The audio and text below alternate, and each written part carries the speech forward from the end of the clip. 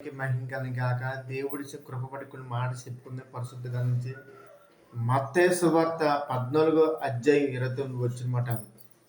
దేవుడు ఏమంటున్నంటే, ఆయన రమ్మనగానే పేతురు దోణి దిగి యేసునొద్దకు ఎల్లుటకు నీళ్ళ మీద నడిచాను. కానీ గాలిని చూసి భయపడి మునిపో సాగి, ప్రభువా నన్ను రక్షించమని కేకలు వేసిన. హల్లెలూయా. ఇక్కడ పేతురు నడి సముద్రం మీద ఉన్నాడు. ఆ నడు సముద్రం మీద ఆ పడవల్లో ఉన్నప్పుడు దేవుడికి ఎదుర్కొని ఉన్నమాట. అప్పుడు పేతురు అన్నమాట, ప్రభువా నీలాగా నడిచిలాగా నాకు శక్తి ఇవ్వమంటే, అప్పుడు దేవుడు పేతురు రా అన్న మాటకి పేతురు ఆ మాటకు లోబడి, దేవుడు లోబడి ఆ దేవుడు ఒకే చూసాడనమాట. ఈ లోక వైపు చూడదా, దేవుడు వైపు ఉన్న చూసిన చూపు ఆయన నడు సముద్రం మీద నడిచి వెళ్తున్నాడనమాట. ఆ నీళ్ళ మీద నడిచి వెళ్తామంటే ఒక్కసారి పేతురు ఎడమకి కుడిపు చూడగానే గాలి ఆ సముద్రము చూడగానే భయపడి మునిగిపోయమాట. హల్లెలూయా. మునిగిపోయిన తర్వాత ప్రభువా నన్ను రక్షించు, నన్ను రక్షించి కేకలు వేసిన తర్వాత అప్పుడు దేవుడు అల్ప విశ్వాసం నీకు ఎందుకు, పెరుగుతాను ఎందుకు వస్తుంది, నేను లేనా అని దేవుడు మాట్లాడుతున్నమాట. హల్లెలూయా.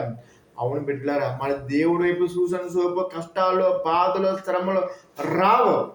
ఆయన మాటకు లోపడితే మనకున్న చింతలో బాధలు దేవుడు తీసివేస్తాడు. ఎప్పుడైతే లోక వైపు చూసావా పేతుల్లో మునిగిపోతావు, లోకల్లో ఉన్నావా పేతురు నడు సముద్రం మునిగిపోతావు. కానీ దేవుడు అంటే, బిడ్డ నువ్వు లోక వైపు చూడకో, నువ్వు మనిషి వైపు చూడకో, నువ్వు నా వైపు చూడు. నీకున్న బాధ, నీకున్న కష్టాలు దేవుడు తీస్తానమాట. హల్లెలూయా. నువ్వు ఏ నిమిషంలో బాధపడుతుంది సరే, ఏ కష్టాల్లో, ఏ శ్రమల్లో, ఏ బాధలో, ఏ ఇబ్బందులో, ఏ రోగంతో బాధపడుతుంది సరే, నువ్వు దేవుడి వైపు చూస్తే నీ బతుకు, నీ జీవితం దేవుడు మారుస్తాడు. నీ పరిస్థితులు మారుతాయి, అన్నీ మారుతాయి. నీకున్న సమస్యలు, నీకున్న బాధలు, నీకున్న ఇబ్బంది, నీకున్న రోగాలు దేవుడు తీసివేస్తాడు. నువ్వు భయపడకు, నువ్వు దిగులు పడకు, నువ్వు దేవుడి వైపు చూడు. కానీ దేవుని పట్ల గొప్ప కార్యం జరిగిస్తాడు. నీలో పిరితనం రావద్దు, నీలో అల్పసం రావద్దు. నేను ప్రకటిస్తున్న దేవుడు యేసయ్య నిజమైన దేవుడు. ఆయనకి అసాధ్యమైనది ఏమీ లేదు, ఆయనకి అంత సాధ్యమే.